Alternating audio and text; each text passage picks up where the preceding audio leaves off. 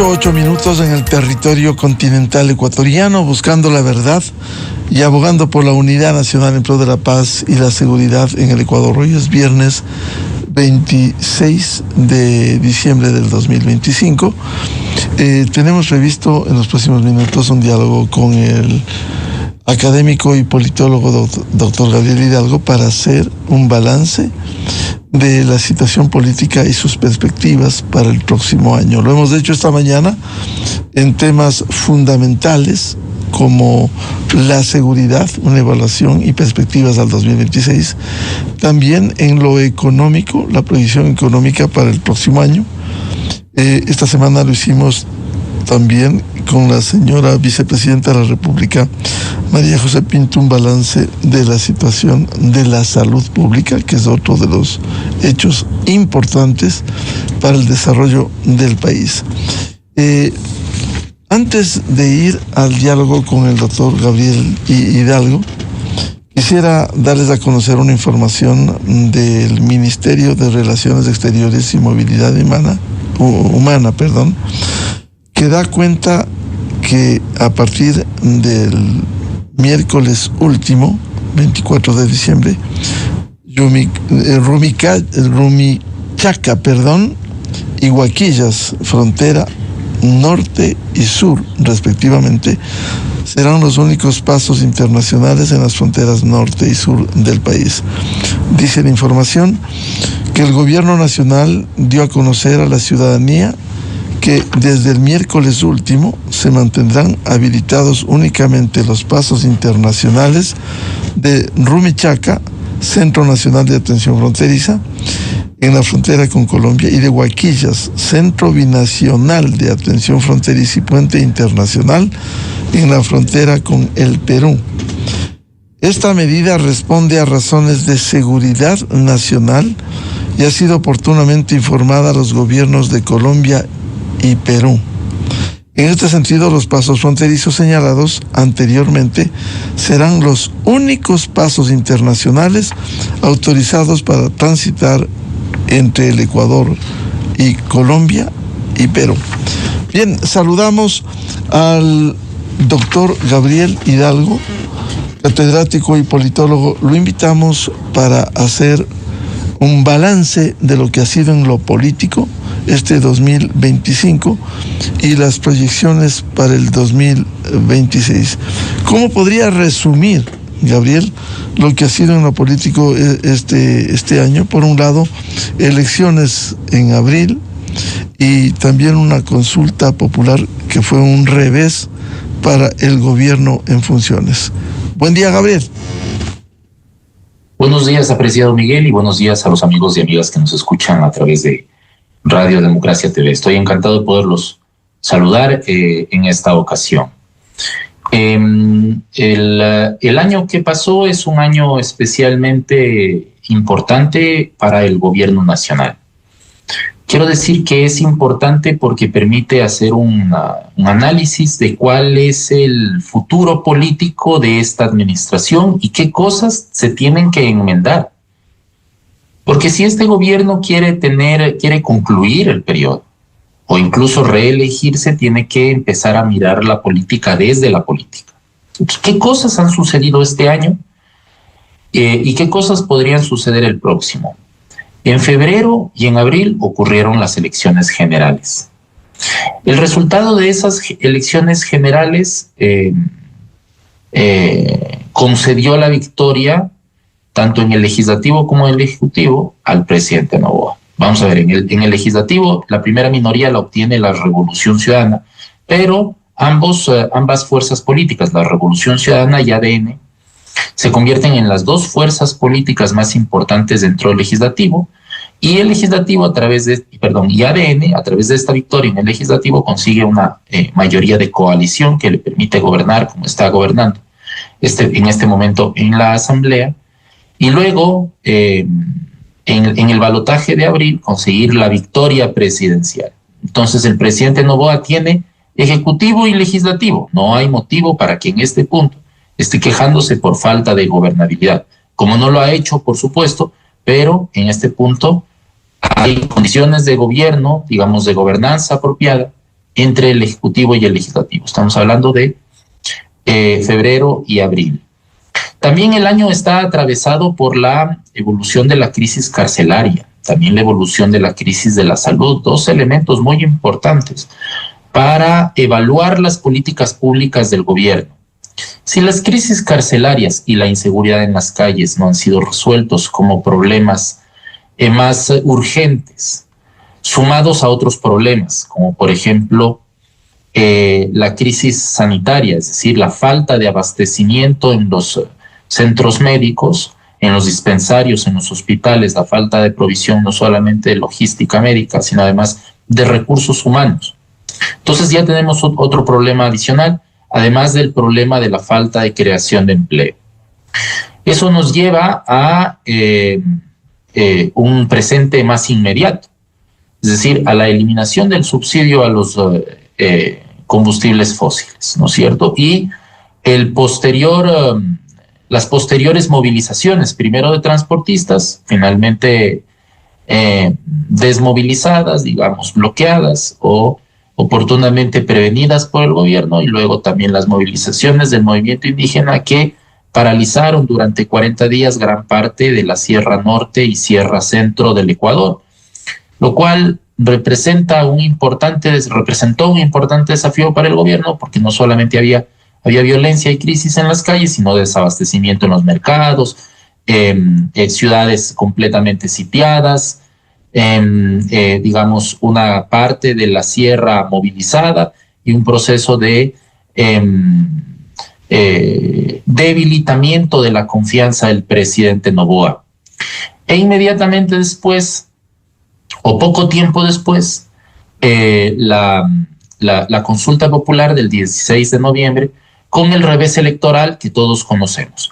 ¿Qué es lo que dice este diagnóstico de apenas 4 o 5 elementos que se han analizado en el transcurso de este año? Que el presidente Noboa puede tener una enorme popularidad y aceptación, y esa popularidad y aceptación pueden caer estrepitosamente por malas decisiones de gobierno que se pueden y se deben revertir. Que el presidente Noboa... ¿Cuáles, por ejemplo? A ver, es bueno, a ver si Gabriel nos ilustra con eso. Malas decisiones. Bueno, inmediatamente después de los resultados de noviembre, del 16 de noviembre, la crisis de gabinete pudo haberse conducido en otra dirección. Pudo haberse nombrado a otras autoridades. No es un misterio que se diga del presidente Noboa que es muy desconfiado de las personas de su propio entorno. Entonces nombra a las personas más cercanas sin importar si son competentes o no. Y ese es un error de gobierno y es un error de Estado. Es de gobierno porque no permite componer apropiadamente el entorno de decisiones presidenciales, pero también es un error de Estado, porque no permite a ese gobierno tomar decisiones que permitan ejecutar políticas públicas apropiadas, cuyas decisiones de poder se conviertan en motivo de adhesión popular.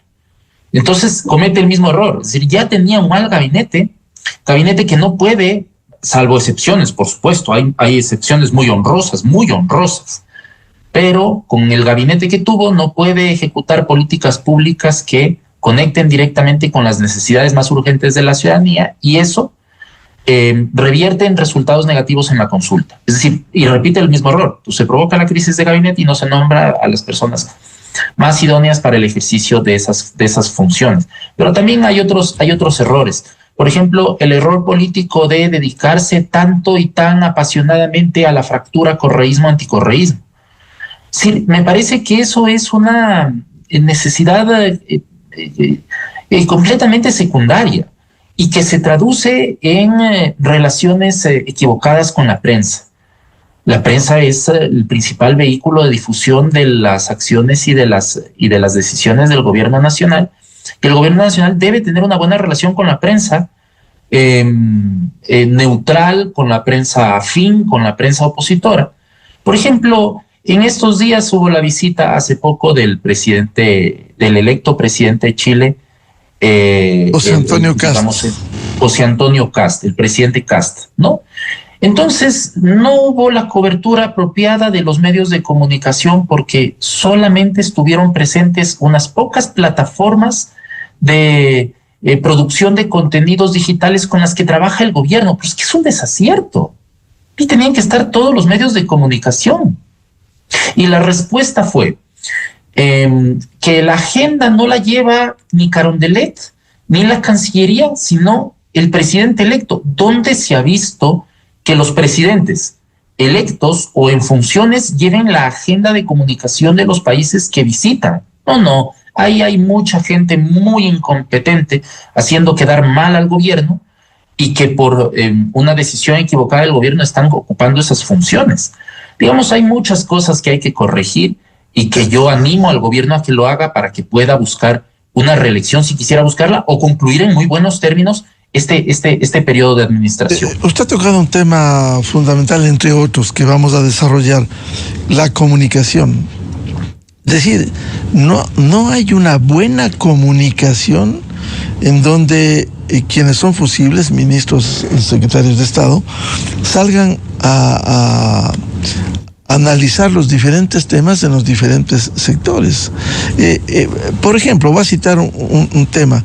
En el imaginario colectivo y en las redes sociales donde circula tanta mentira, está en ese imaginario que el presidente se va en diciembre y vuelve en febrero. Eso se lo ha dicho. Y no ha sido así. Ni siquiera ha logrado posicionar, porque el presidente ha salido, ha vuelto, ha salido, va a volver a salir y vuelve. No es que vuelve en febrero. Pero en el imaginario es un presidente viajero, pero no hay una comunicación asertiva que señale, primero, los viajes y la gobernanza que tiene, y segundo, los resultados que logra en ese sentido. ¿Cree usted que la comunicación tiene que cambiar radicalmente para posicionar las tareas que cumple el presidente y su gobierno? Efectivamente, la Secretaría de Comunicación tiene que cambiar. O tiene que cambiar de vocación la actual secretaria, o hay que cambiar de secretaria y poner otra secretaria o secretario. Hay que conseguir un vocero o una vocera, porque al menos ahí había algo de transparencia, algo. Se trataba de una funcionaria que constantemente confrontaba, y de manera prepotente incluso, con los medios de comunicación y con los periodistas que llegan ahí a preguntar, pues demás. Ya. Me parece que hay que democratizar el acceso a las decisiones de Carondelet y a los procesos políticos en marcha. Me parece que se debe incorporar a los medios de comunicación porque este es un gobierno que invierte muchísimos recursos en propaganda presente en las redes sociales, y eso solamente es propaganda, no son contenidos de comunicación, no es información. Entonces hay que cambiar el sentido de la comprensión de la comunicación y tornar de propaganda a información, ¿no? Porque si no, no se informa, ¿no? No se informa. Entonces, quienes ocupan ese espacio desocupado son los adversarios. Entonces colocan ideas que pueden ser erróneas, y como no hay un correlato, una respuesta de la administración, una respuesta apropiada, informativa, no propagandística, informativa. Entonces ese espacio se ocupa con información tergiversada, errónea o falsa, como usted ha manifestado. Entonces, claro, todo esto por el bien del propio gobierno, ¿no? Que cambie la dirección, la brújula en el tema de la comunicación. Por supuesto. Y después está la necesidad de digamos, democratizar, pluralizar el acceso a los medios de comunicación en las distintas actividades del gobierno.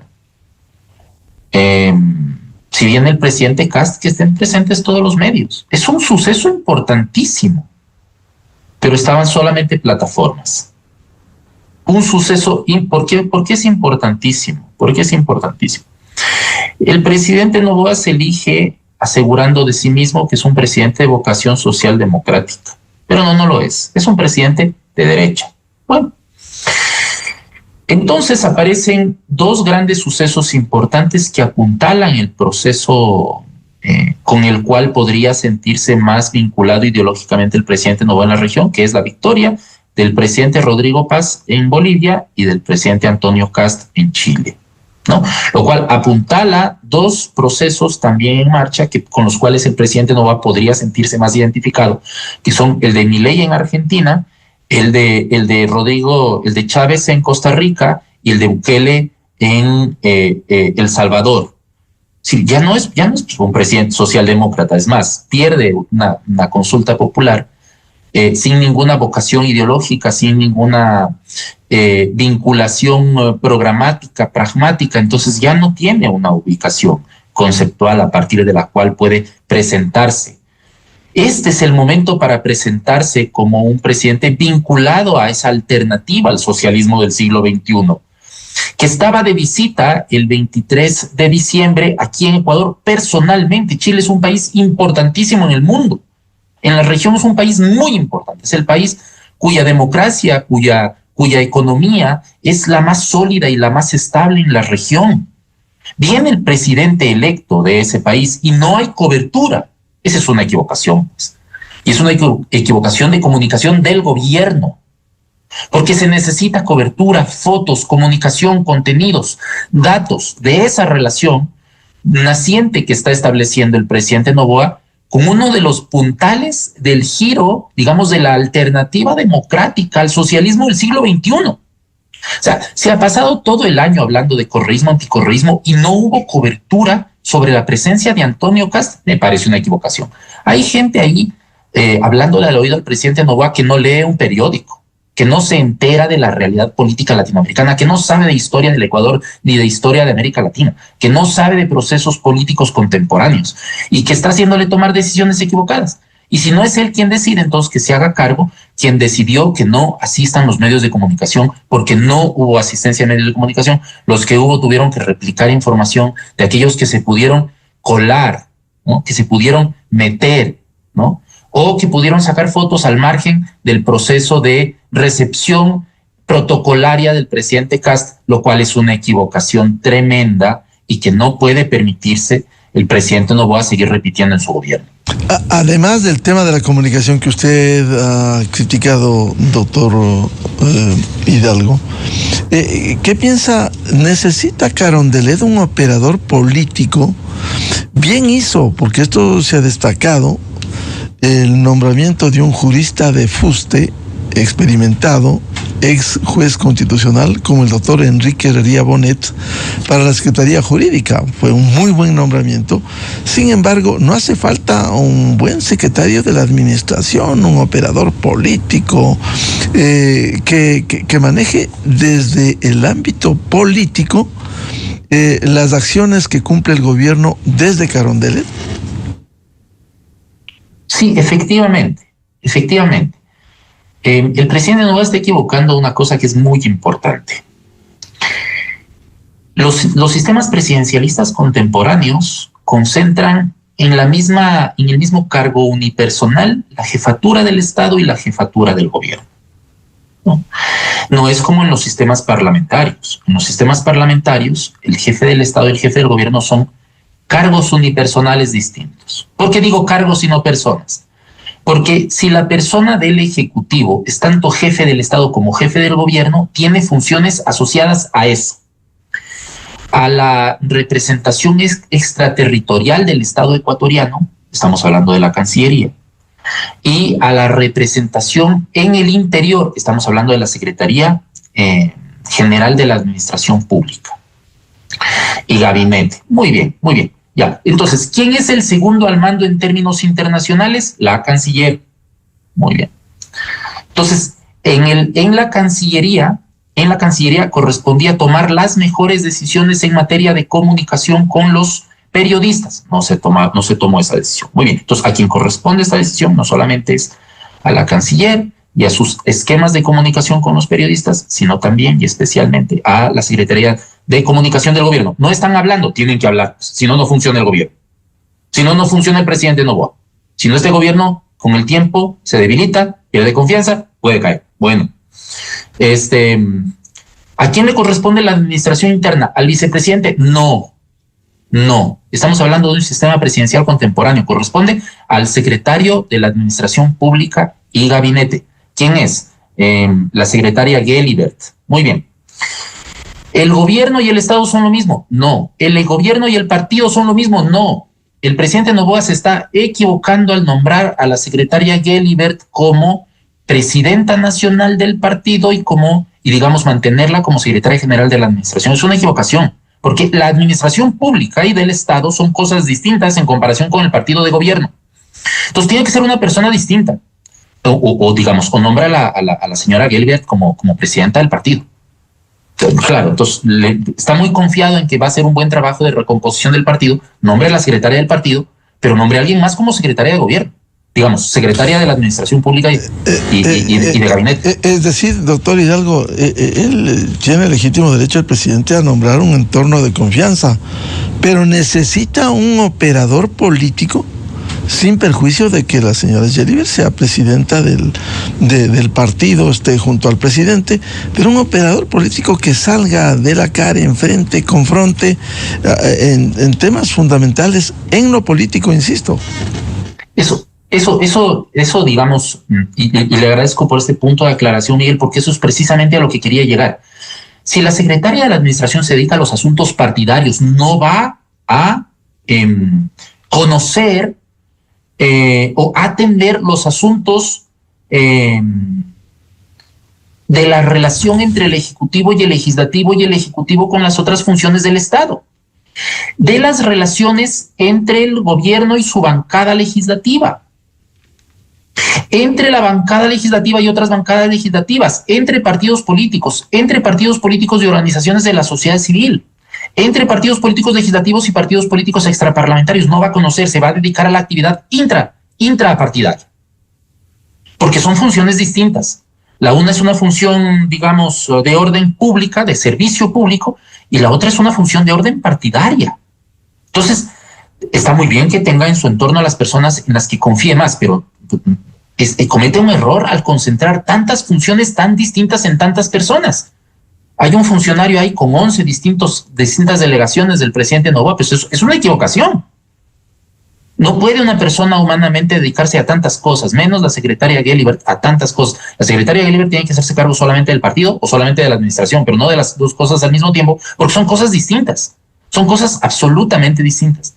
Y debe atender una sola de ambas, pero como va a atender ambas, va a descuidar ambas.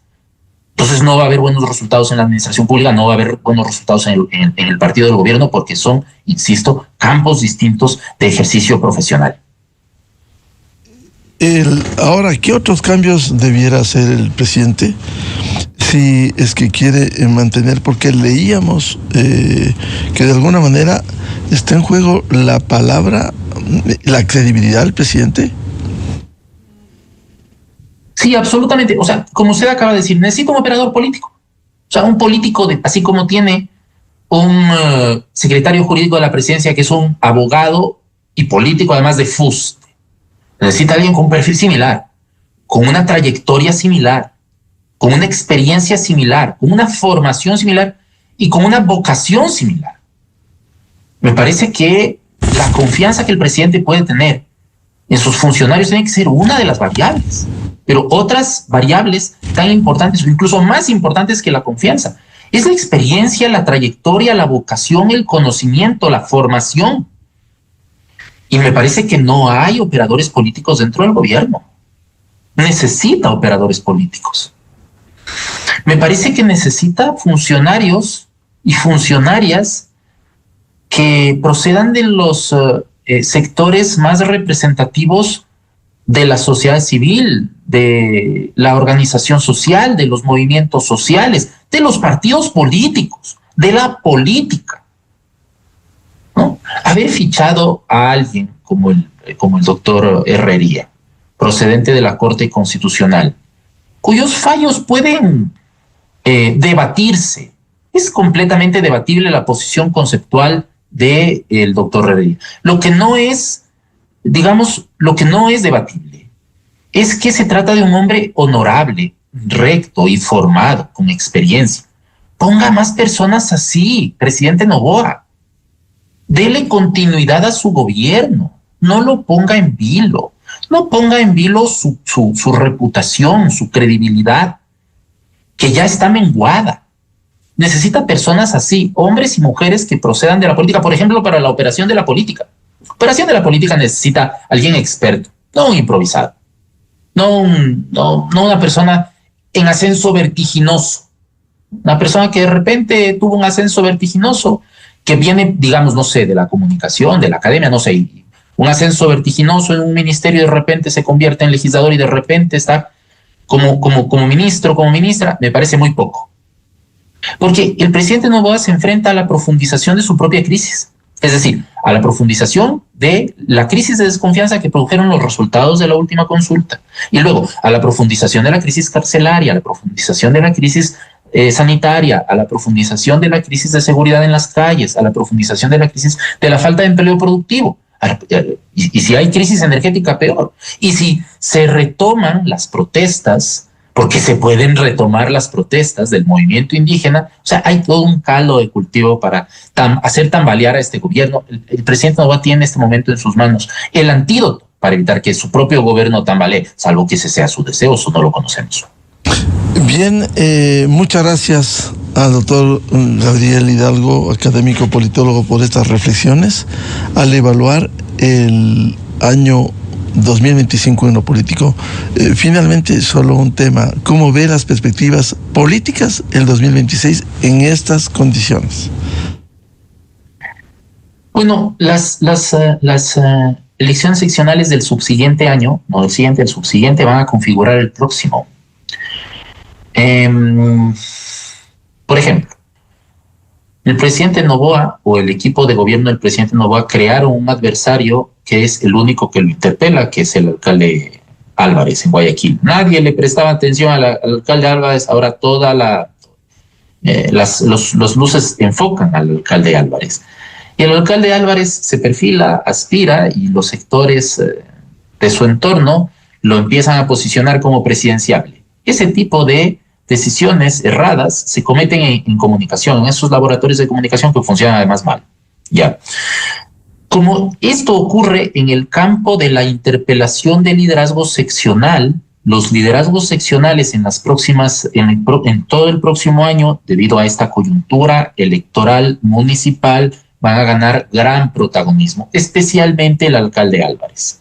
Por supuesto, el alcalde Muñoz, por supuesto, el alcalde de Cuenca, que ahora se me va el nombre, por supuesto, los prefectos de Azuay, de Guayas, de Manabí, por supuesto que van a ganar, de Pichincha, por supuesto que van a ganar protagonismo, pero hay un protagonismo más importante en las alcaldías, especialmente en las alcaldías que corresponden a las ciudades más densamente pobladas y más influyentes en el contexto de la política nacional. Con lo cual, el próximo año es un año muy importante para la política local y es muy importante como desafío para el gobierno para reconfigurarse, para rearmar las estructuras locales, para reposicionar a sus cuadros, para escoger a las personas más aptas, más decentes, más honorables, más preparadas, no a los más inútiles, porque legisladores de esos tenemos montones de inútiles, y conseguir a las personas más aptas que le ayuden a recuperar el capital político, recuperar el espacio de poder en las seccionales y a través de esas elecciones seccionales repuntar en las próximas elecciones, que es lo que se espera de cualquier gobierno, sea la vocación ideológica que tenga, sea de este tipo o de otro tipo. Si este gobierno me gusta o no me gusta es lo de menos. Lo importante es que los gobiernos permanezcan, porque la historia política del país ha sido la historia de los gobiernos fallidos, truncados y de los golpes de Estado, que es precisamente lo que se espera que evite este gobierno con sus decisiones que se espera que sean acertadas. Perfecto. Muchas gracias al doctor Gabriel Hidalgo, académico y politólogo, por este análisis en lo político en el país y sus perspectivas. Gabriel, muy amable y un venturoso 2026. Un feliz año, apreciado Miguel, y a su enorme audiencia.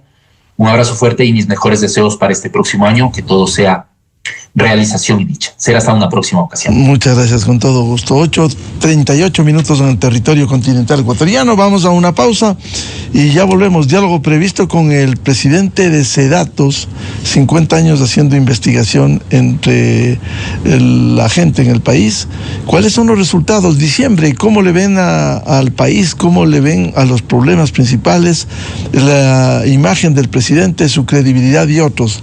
De inmediato con el doctor Polibio Córdoba, buscando la verdad. Desde 1984 con Gonzalo Rosero. La revista de opinión Democracia. Siempre líderes, siempre confiables. Enseguida regresa Miguel Rivadeneira.